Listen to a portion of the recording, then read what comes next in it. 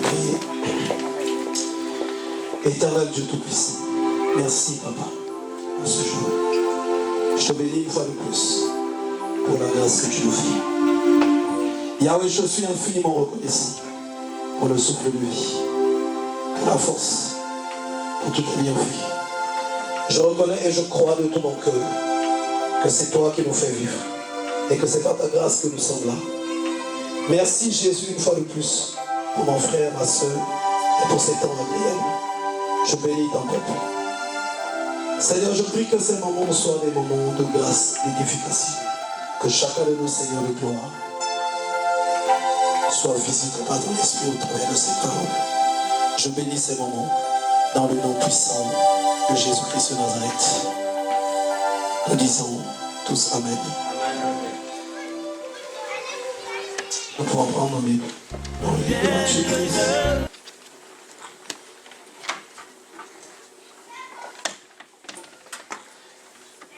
Je dis merci encore à Dieu pour cette exhortation. Merci au Saint-Esprit qui nous conduit chaque jour. Comme je l'ai dit la dernière fois, prenez le temps de noter.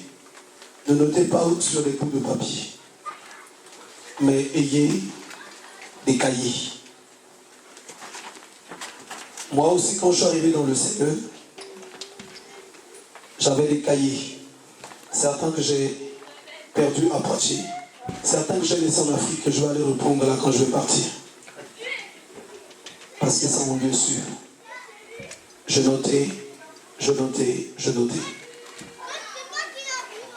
Le jour où on est parti prendre l'ampli basse avec le frère Jarret, je me souviens de ce monsieur, ce blanc qui va dire ce que je trouve vraiment alarmant dans les temps où nous sommes, c'est que nos enfants n'écrivent plus.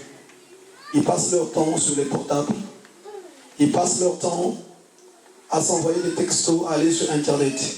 Il dit, oh, nous ne connaissons pas beaucoup de choses des civilisations passées. Pourquoi?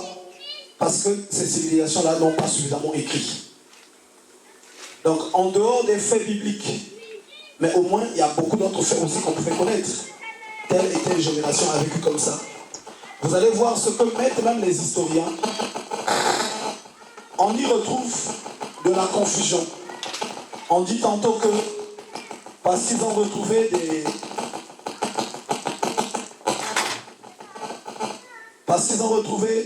des ossements ou bien des vieilles casseroles, ils disent que non, c'est des choses qui datent soit de peut-être 1 million d'années dans le passé, mais ce n'est jamais, il n'y a jamais de la logique dans ce qu'ils disent. Mais c'est des suppositions. Mais si ces civilisations au moins avaient écrit, ils devaient au moins être rassurés. Les apôtres ont écrit, et même dans les temps où nous sommes, beaucoup de serviteurs de Dieu, mais surtout les occidentaux, et ceux qui sont issus de pays anglophones, en Afrique, nombreux sont ceux qui sont en train d'écrire des livres d'enseignement chrétien, qui se répandent un peu partout dans le monde. Mais nous, on écrit moins. Moins pour enseigner. On écrit moins également pour ce que nous entendons. Il y a quelque chose que l'ancien Calix vient de dire. Il dit que Dieu avait mis dans le jardin d'Éden l'arbre de la vie et l'arbre de la connaissance du bien et du mal. Il dit à Adam, cet arbre-là, tu ne mangeras pas de son fruit. Mais il a laissé cet arbre-là dans le jardin, il ne l'a pas arraché. Il dit aussi aux enfants d'Israël, dans le livre de Deutéronome, je mets en face de toi la vie et la mort, le bien et le mal. Et dans les temps aussi où nous sommes, c'est la même chose. Dieu met en face de nous la vie et la mort, la bénédiction et la malédiction, le bien et le mal. Mais ce que tu vas appeler bien, est-ce que c'est vraiment ça le bien? Ce que tu vas appeler le mal, est-ce que c'est vraiment ça le mal? Le bien selon les hommes, c'est pas le bien selon Dieu. Le mal selon les hommes, c'est pas le mal selon Dieu. Voilà pourquoi il dit que vos pensées ne sont pas mes pensées. C'est Ésaïe 55 et le livre, je crois. Pour ceux qui notent, voyons un peu ça dans le livre d'Ésaïe.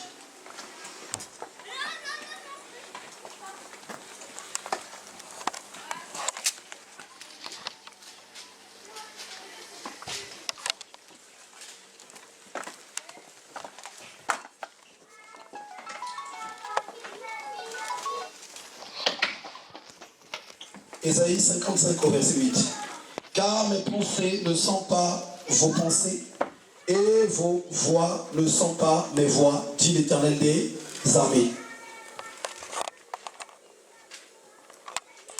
Dans le livre de Romains, on nous dit que qui a connu la pensée du Seigneur. Or, nous avons l'Esprit de Dieu. Nous devions connaître la pensée du Seigneur. Et encore un autre moyen que nous avons très fort pour connaître la pensée du Seigneur, c'est par les Écritures. La chrétienté, je vous assure, quand on te dit que tu as accepté Jésus et tu es sauvé, alléluia, tu es sauvé, si tu meurs pour toi tout de suite, hein, là c'est bon. Il y a des gens encore qui sont tellement pénibles. Il est en train d'accepter Christ cependant qu'il est en train de mourir. Cette personne-là, elle n'a plus d'autres combats. Mais tu pourrais aussi dire, Seigneur, mais pourquoi ne m'as-tu pas appelé juste avant de mourir? Mais il va dire, c'est pas toi qui décide. Il va dire, c'est moi qui décide. Je t'ai appelé pendant que tu es encore sur cette terre. Et pour toi, ça devient également comme une compétition. C'est-à-dire qu'un temps où tu vas déterminer ton avenir, où est-ce que tu vas être dans l'éternité. Donc tu es une personne maintenant qui est appelée à rentrer dans le discernement, à rechercher qu'est-ce qui est, qu'est-ce que le mal ou qu'est-ce que le bien. Vous savez, nous on se meurt souvent par notre propre raisonnement. J'entends même des gens qui disent, moi je ne fais pas du mal. Moi je ne fais pas du mal. Surtout, c'est très fort encore en Lingala. Alléluia, d'accord. Tu dis que tu ne fais pas le mal. Mais est-ce que tu prends le temps de te regarder sur les Écritures si toi tu ne fais pas le mal? Moi je fais le bien. Est-ce que c'est ça vraiment? Le voilà. Et pour que tu saches si tu es dans le bien ou dans le mal, il faut que tu plonges ton regard dans la loi parfaite de Dieu.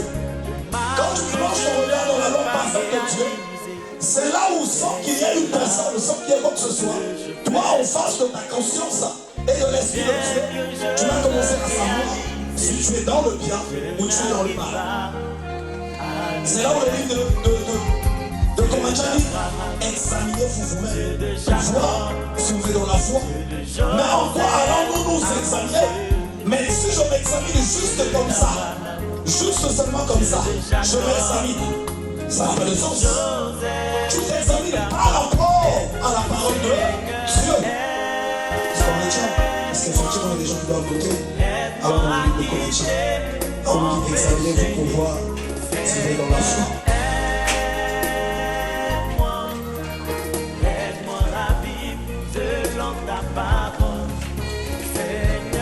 Est-ce qu'il y a quelqu'un qui peut avec une licence qui sont de haut?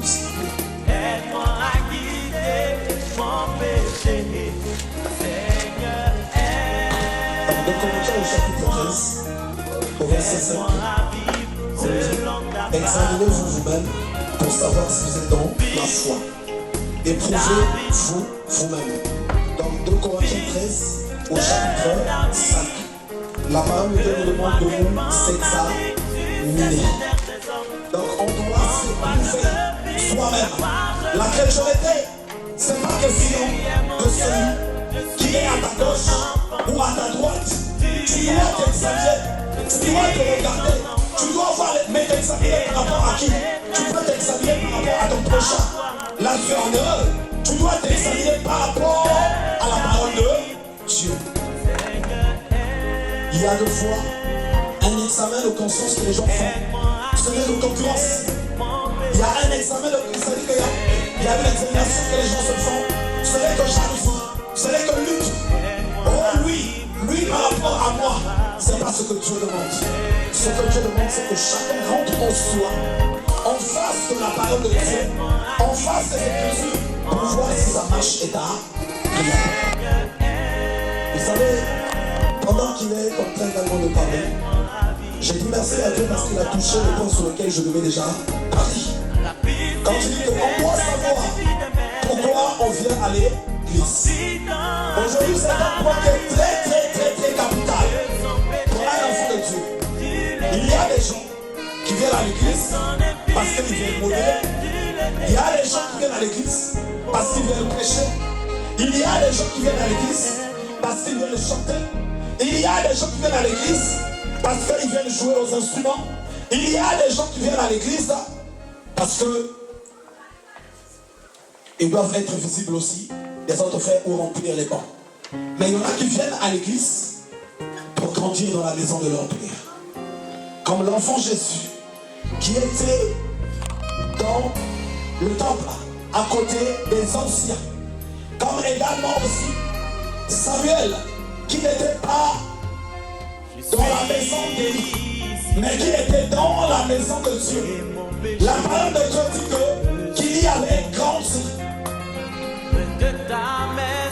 Quand on parle des prophètes en Israël, les prophètes bibliques, Samuel en fait partie. Et quand on est attentif, cet enfant est rentré dans la maison de Dieu. Ici est assis. Il y avait deux catégories d'enfants. Autant Samuel était dans la maison de Dieu. Il y avait le fils d'Élie et il y avait aussi Samuel. Samuel, c'est celui-là qui était pour y habiter, pour entendre la voix de Dieu. Et les enfants du sacrificateur Élie, ils étaient là, mais ils étaient dans l'ambiance, dans la maison de Dieu. Et aujourd'hui aussi, dans l'église où nous sommes, c'est pareil. Il y a des gens qui sont là pour l'ambiance. Il y a des gens qui sont dans la maison de Dieu pour y grandir. Pas grandir physiquement, mais grandir spirituellement. Non. Je ne suffit pas être en mais c'est l'âme qui va être devant le tribunal de Dieu. Et quand on arrive aussi dans la maison de Dieu, on doit aussi apprendre à discerner qui est celui qui est à côté de toi. Est-ce que c'est une personne qui est venue pour grandir ou c'est une personne qui est venue pour jouer dans la maison de Dieu? Puisqu'il est écrit que deux personnes ne peuvent marcher ensemble s'ils ne se conviennent. Donc celui qui est venu pour jouer, il va marcher également avec ceux qui sont venus pour jouer. Mais celui qui est venu pour écouter, pour grandir, pour comprendre le mystère et pour toucher, pour voir Dieu dans toute sa gloire, cette personne-là sera également avec ceux qui sont du même avis. Allons dans le livre de Matthieu. Matthieu au chapitre 13. Je lis le nom du Seigneur. Matthieu verset 1. Dans Genèse verset 4 et 5. Un soldat sortit de ce pays. Quand il essayait, une partie de la semence tomba le long du chemin. Les oiseaux vinrent et la mangèrent. Une autre partie tomba dans les endroits pieux où elle n'avait pas beaucoup de terre. Elle leva aussitôt parce qu'elle ne trouva pas un sol profond. Mais quand le soleil parut, elle fut brûlée et sécha faute de racines. Une autre partie tomba parmi les épines. Les épines montèrent et l'étouffèrent. Une autre partie tomba dans la bonne terre, elle donna du fruit. Un grain, 100, un autre 60, un autre 30. Que celui qui a des oreilles entende. Le livre d'Apocalypse va dire chaque fois que celui qui a des oreilles pour entendre ce que l'Esprit dit à l'Église, qu'il entende. Et c'est Christ dit également pareil, que celui qui a des oreilles pour entendre, qu'il entende. Vous savez, dans l'être humain, il y a beaucoup de mystères. Il y a les oreilles physiques, mais il y a aussi les oreilles spirituelles. Il y a des gens qui sont sourds de naissance. Est-ce que ces personnes-là ne peuvent entendre la voix de Dieu? C'est parce que la voix de Dieu, ce n'est pas les oreilles là, physiques qui sont importantes. C'est les oreilles qui sont dans le cœur. Pour preuve, moi j'ai rencontré des gens, des gitans, qui ne savent ni lire, ni écrire, mais qui n'ont été que dans des églises où on prêche en français, mais cependant, qui te disent qu'ils sont venus dans l'église, pas parce qu'on leur a évangélisé, mais parce que quelque part, ils voyaient au fond de lui que Dieu était en train de leur parler. Il y a des gens à qui on peut parler, qui entendent bien, qui ne sont pas sourds. Mais ces personnes-là, on les parle, on a comme l'impression que leurs oreilles sont bouchées. Mais pourtant, si on parle physiquement, ils entendent bien ce qu'on leur dit.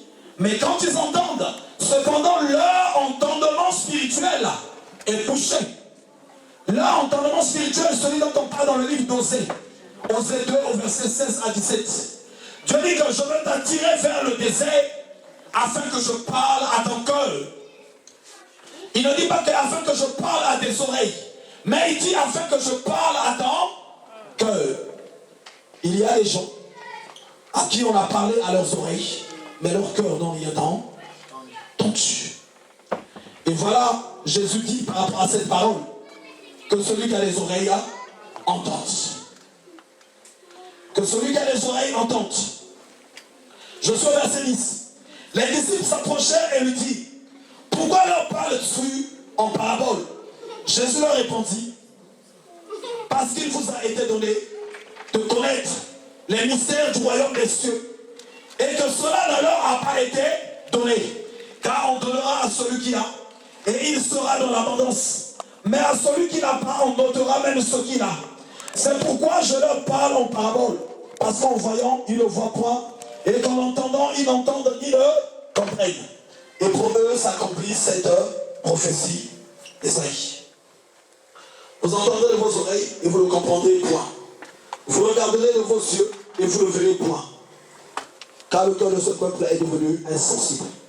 Ils ont endurci leurs oreilles et ils ont fermé leurs yeux, de peur qu'ils ne voient de leurs yeux et qu'ils n'entendent de leurs oreilles et qu'ils ne comprennent de leur cœur, qu'ils ne se convertissent et que je ne les guérisse.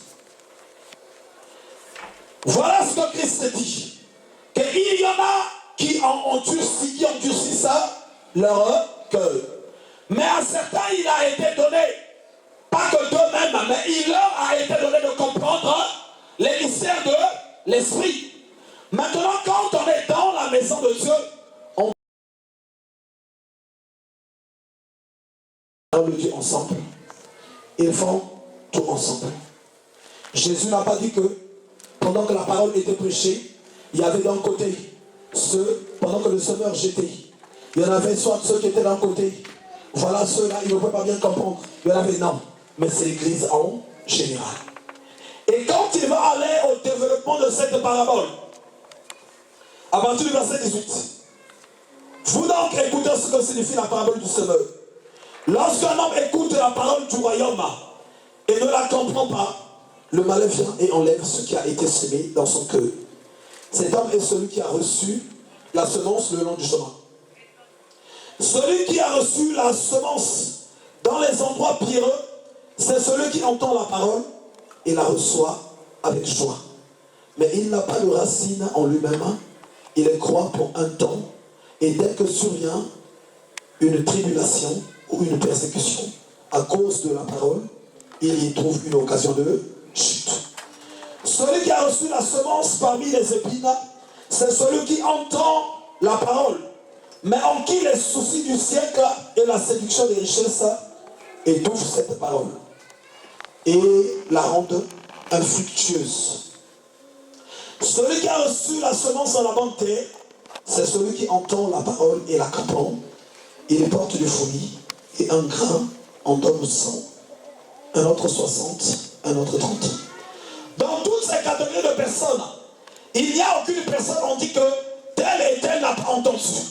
Mais on dit que tous, ils entendent. Tous. Il y en a qui entendent pour un petit bout de temps. N'ayons pas de racines. Pourquoi ils entendent pour un petit bout de temps? Ça veut dire qu'ils n'ont pas une bonne taille. Si on est bien attentif, ça veut dire qu'il y a autre chose. Il y a beaucoup de mauvaises dispositions. Il y en a qui, pendant qu'ils entendent la parole, les soucis de ce monde, les richesses, beaucoup de choses les empêchent de tenir bas.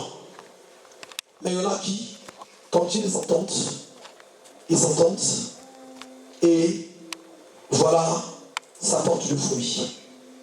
Quelque part dans ce passage, au verset 11, voilà ce que Jésus a dit. Jésus leur répondit, parce qu'il vous a été donné de connaître les mystères du royaume des cieux, et que cela ne leur a pas été donné.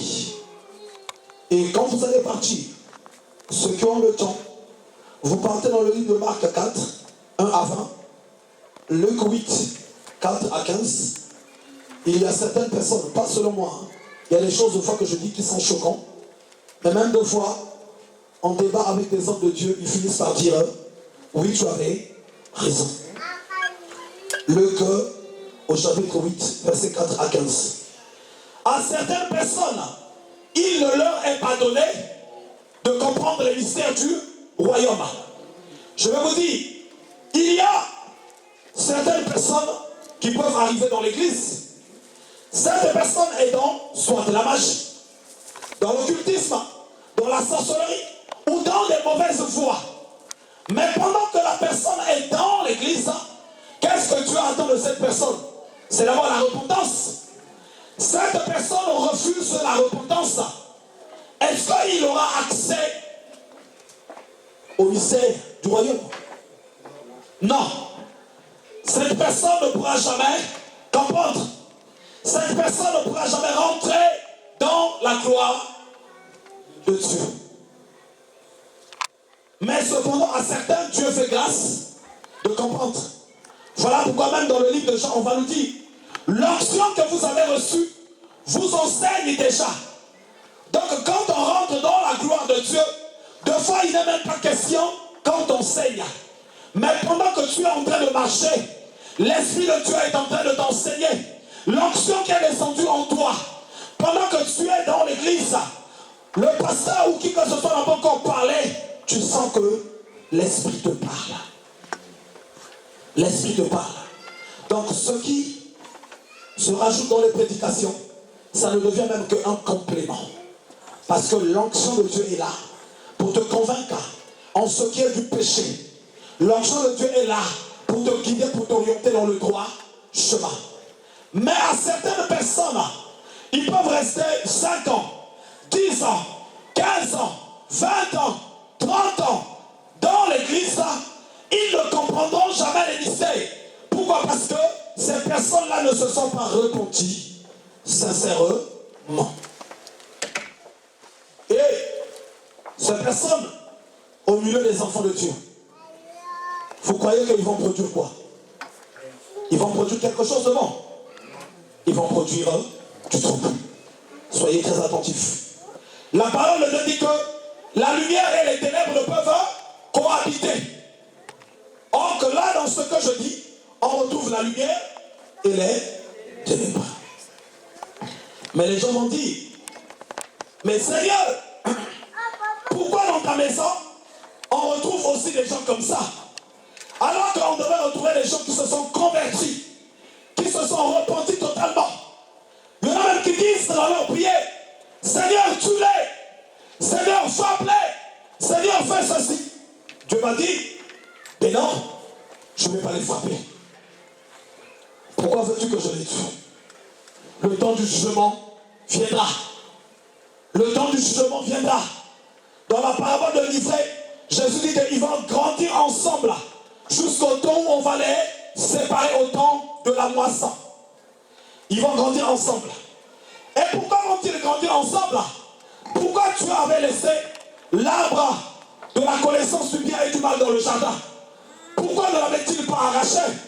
Parce qu'il avait besoin de cet arbre-là pour voir aussi si Adam devait être obéissant. Mais s'il avait retiré l'arbre de la connaissance du bien et du mal, Adam devait se glorifier. Moi, je suis vraiment obéissant. Moi, je suis vraiment obéissant. Mais on va connaître l'obéissance quand il y a les règles, des préceptes, des choses qu'on t'a dit de ne pas faire. Et l'arbre était là. Et Dieu l'a laissé. Il est parti, il a laissé Adam. Il a dit, obéis. Mais je n'ai pas coupé l'arbre. Je n'ai pas coupé l'arbre. Le livre de Thessaloniciens, on va le lire. Allons dans le livre de Thessaloniciens.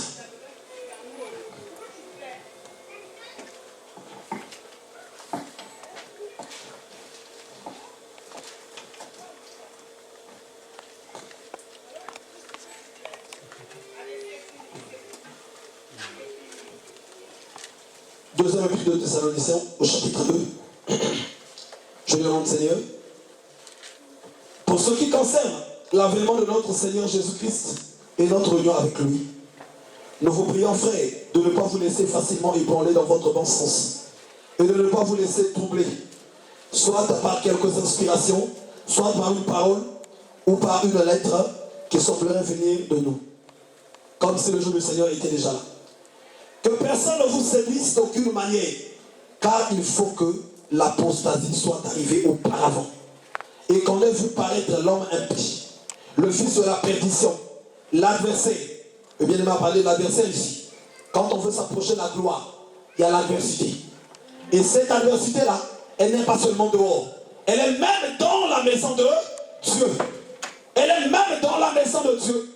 D'où dans certains endroits même, vous savez, il y a de fois certains mêmes enseignements que les gens ont enseignés qui paraissent choquants. Mais quand de fois tu prêtes l'oreille, tu es attentif aux Écritures, tu te dis que non, ce n'est pas du mensonge.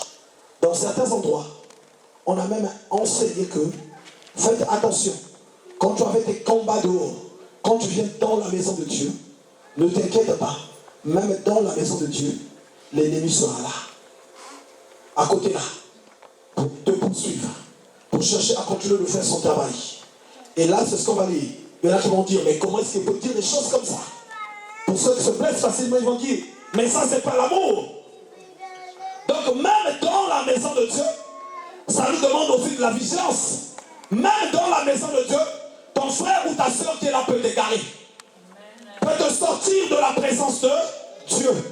Tu te retrouves dans la perdition. Mais c'est toi qui dois être vigilant. C'est toi qui dois être attentif.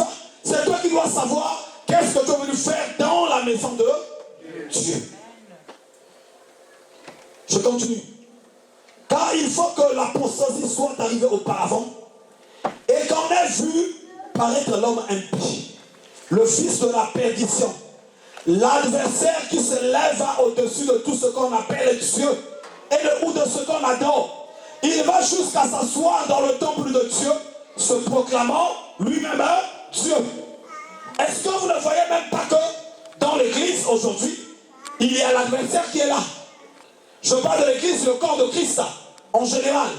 Là où dès qu'on a prêché la parole, suivant la vérité, vous voyez comment est-ce que les gens commencent à murmurer, à vociférer. Cette parole-là, je la rejette.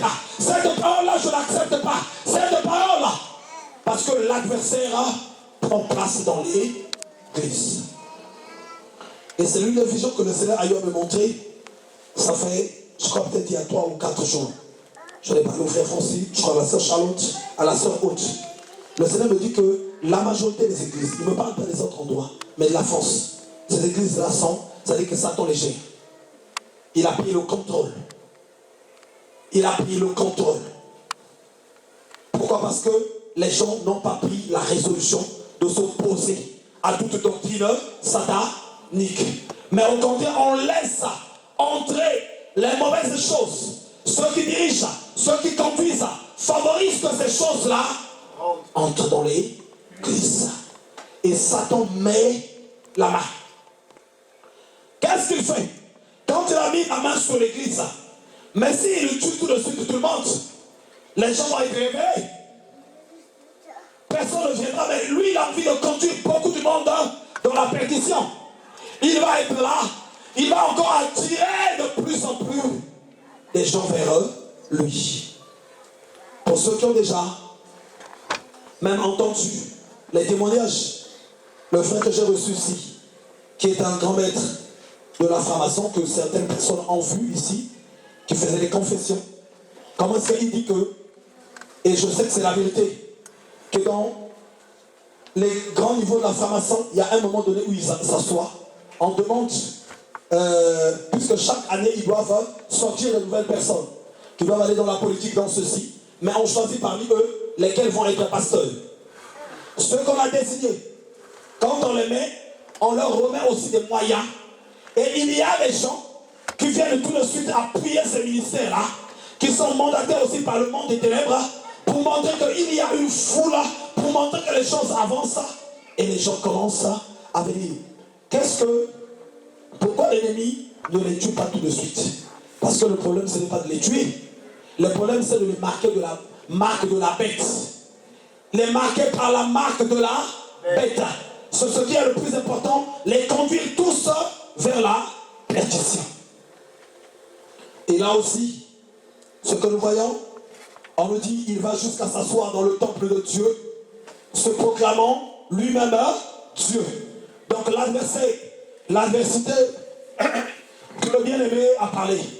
Chaque fois que l'Église cherche à atteindre un point fort, un point bénéfique, pas seulement l'Église, même les enfants de Dieu, on remarque tout de suite qu'il y a une grande adversité. Mais l'adversité ne sort pas de l'extérieur. C'est même dans la maison de Dieu que l'adversité se crée. Pourquoi l'adversité se crée tout de suite là? Parce que la parole de Dieu le dit. Que l'adversaire vient pour s'asseoir juste même dans la maison de Dieu. Celui qui a livré Christ, il n'était pas au combat, mais il était avec Jésus. Donc l'adversaire, l'adversité n'est pas loi. Et d'où j'ai dit que celui qui vient dans la maison de Dieu doit savoir pourquoi il est dans la maison de Dieu. Qu'est-ce qu'il vient faire? Et pas seulement savoir, mais il doit aussi savoir avec qui il peut marcher, avec qui il peut communier, puisque nous allons lire dans la parole de Dieu, on nous dit qu'il y a des faux frères. S'il y a des faux frères, ça veut dire qu'il y a des faux baptêmes. Il y a des fausses conversions. Il y a des gens pour certains intérêts, ils peuvent se convertir tout de suite. Si quelqu'un est en train de draguer une femme, la femme lui dit que si tu veux vraiment te marier avec moi, il faut que tu te convertisses. Il faut que tu te fasses baptiser. Mais au lieu qu'il le pousse vers la conversion dans ta vie à Jésus, mais lui dit si tu veux te marier, mais qu'est-ce que le frère va faire? Puisqu'il veut se marier, il va prendre son baptême. Puisqu'il veut se marier, il va commencer à venir à l'église. Puisqu'il va se marier, il va aussi pleurer pendant l'adoration. Il va aussi pleurer pendant la louange. Il va aussi crier Alléluia. Amen. Il va aussi crier Alléluia. Amen. Là pour montrer à la femme qu'il s'est vraiment converti. Mais ce n'était pas une conversion, c'était un cop. Un calcul. Et le livre de Galates, excusez-moi pour ceux qui sont en train de noter, allons dans le livre de Galates.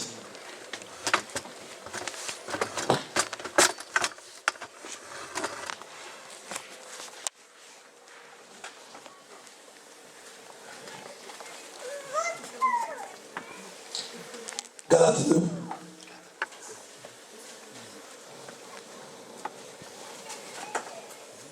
À partir du verset 4. Et cela à cause des faux frères qui s'étaient secrètement introduits et glissés parmi nous. Vous voyez ce que dit la parole de Dieu? Pour épier la liberté que nous avons en Jésus-Christ avec l'intention de nous asservir. Quand on dit nous asservir, Ça dit que nous rendons esclaves de quelque chose. Bongamba, les faux frères. Ça veut dire qu'il y a des fausses sœurs. Ça veut dire que, attention, il y a des faux baptêmes. Un faussaire aussi. Faussaire. Excusez-moi mon frère.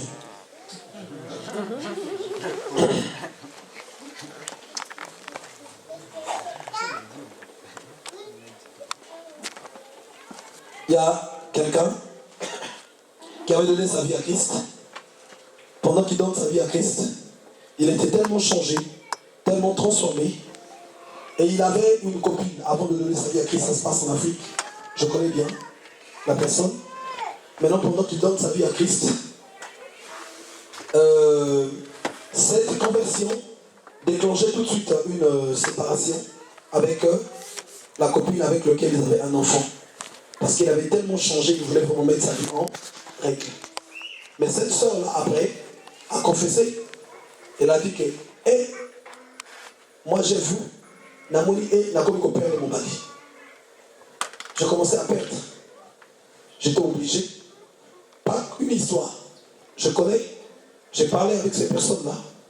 J'étais obligé, moi aussi, d'aller. Mais elle n'était pas, elle m'a bien dit, elle n'était pas convertie. Parce qu'elle voyait qu'elle était en train de perdre l'homme. Et l'homme aussi est tombé dans le piège. Ah, maman, tu t'es converti. Alléluia. Mais c'est seulement après que ça s'est su. Pour des intérêts aussi financiers, pour des intérêts aussi matériels, il y a beaucoup de choses comme ça qui peuvent se faire. Mais regardez ce que dit la parole de Dieu. Et cela à cause des faux frères qui s'étaient secrètement introduits. Si on dit faux frères, ça veut dire qu'ils étaient dans l'église. Ils étaient, ça c'est pas moi qui parle, mais c'est la parole de Dieu. Donc pour épier, on dit même pour épier, donc pour espionner.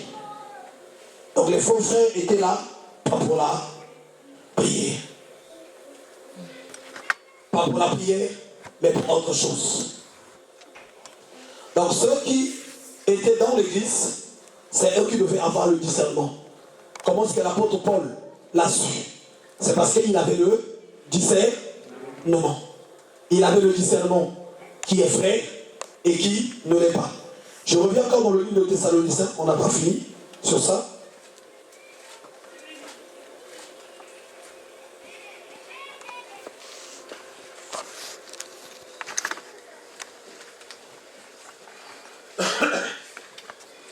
Donc je lis, je suis au verset 5 maintenant, dans 2 Thessaloniciens 2.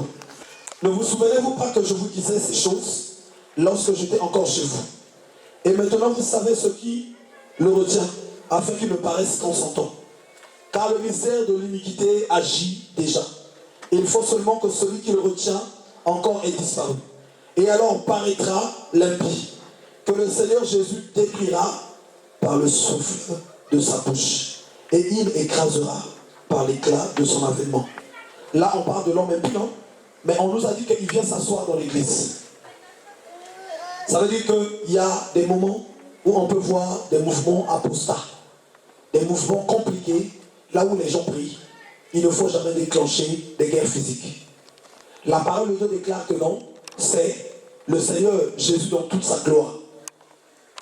Il s'est passé une situation, il y a eu à un moment donné, ici même au milieu de nous.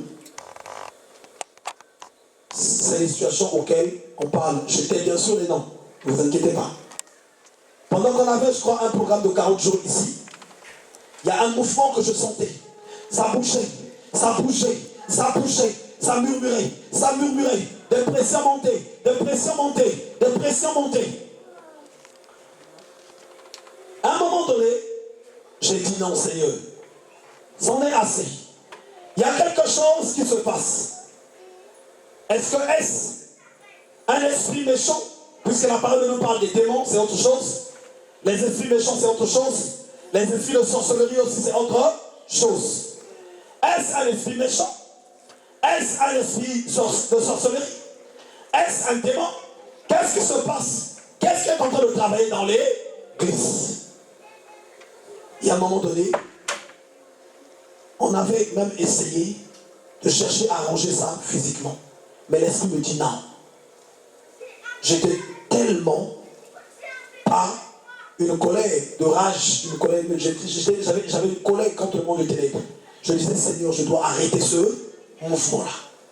Je suis rentré dans la prière. Je suis rentré dans la prière. Premier jour, deuxième jour, troisième jour. Et pendant que je disais, Seigneur, il faut que cet esprit-là qu'on le bloque. Il faut que cet esprit-là qu'on le bloque.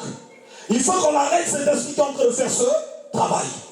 Mais le travail se faisait dans l'église. Et ce travail-là, je voyais qu'il entraînait même d'autres chrétiens, d'autres personnes. Ceux qui n'avaient pas le discernement.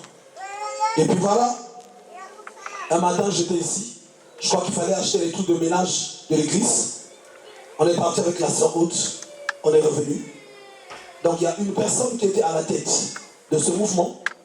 Cette personne-là également a appelé une autre personne de l'église. Donc pour commencer à parler, pour commencer à envoûter, la personne parlait.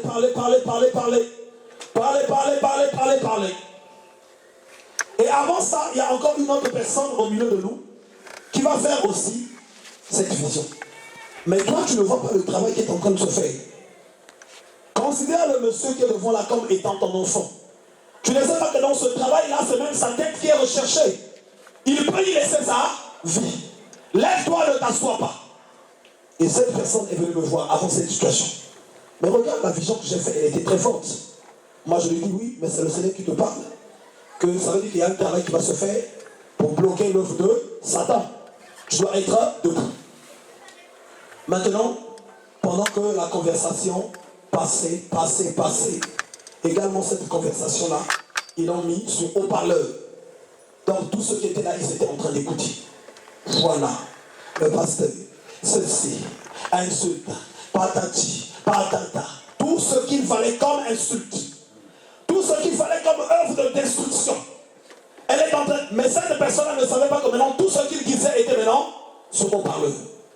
On a passé, je crois, plus de 2 heures là où on était parti. La personne n'a pas encore fui.